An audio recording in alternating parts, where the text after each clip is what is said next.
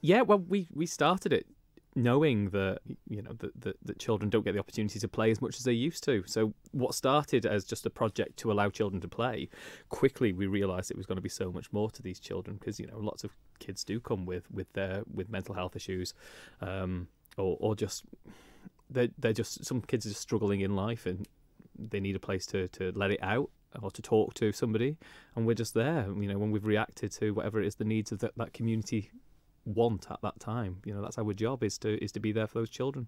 And it's obviously working. And Kian, you've almost sort of grown up with Isle of Play, really, and now you're helping out, I believe. Now tell us what you're doing.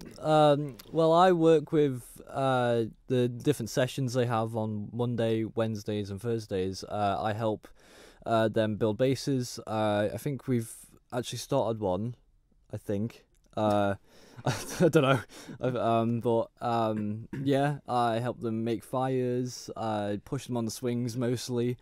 Yeah, I just help them make sure they're okay, and if they need our help, then they go to all four of us. I think one of the best things is about having Kian with us, though it's not necessarily just about pushing people on a swing or helping them build a den, is that he's got that real ability that lots of teenagers lose, and lots of adults certainly lose, just an ability to be a playful figure. And so, what starts as a bit of teasing can turn into a fully fledged game of something, and I've witnessed it just before we came here.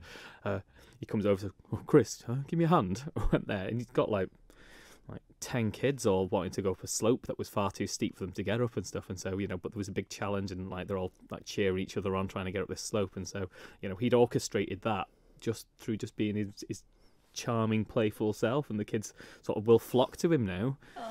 It's that sort of sense of achievement they're getting from things like that, and the connection, and these kids that, because presumably some of them have never met each other before, but they're building their own little communities, really, Isle of Play, aren't they? Yeah. And so, it's fantastic to hear, Kian, it really is. And you're now, as I heard from Chris last week, you're now wanting to do some fundraising for the charity itself. What are you hoping to do? Well, you came up to me a couple of weeks ago and just said about the idea. The first thought, for some odd reason, was Bath and Beans.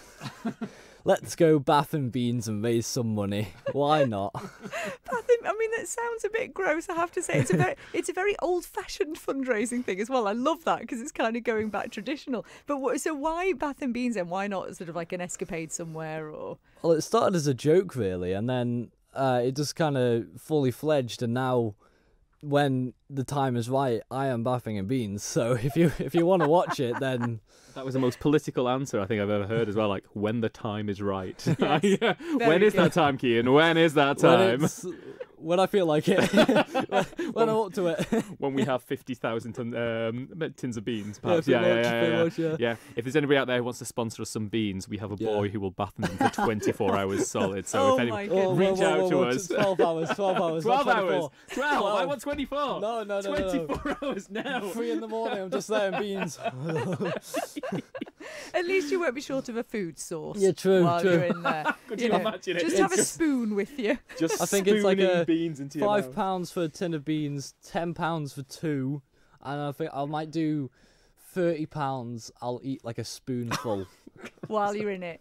Yeah. Oh my goodness. Anything to raise money. Anything. This is great, because you're so passionate about this charity, aren't you? So, well, if there's kids listening, so, to this now, and they don't really know what Isle of Play is, or they've been a bit nervous about coming in the past, what would you say to kind of encourage them to come along?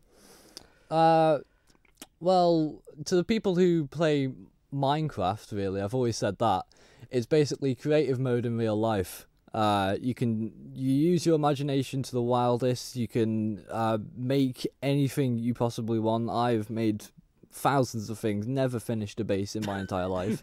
Will just mentioned that. But yeah, I would definitely recommend going down to the Leicester's Yard. It's very, very big playground.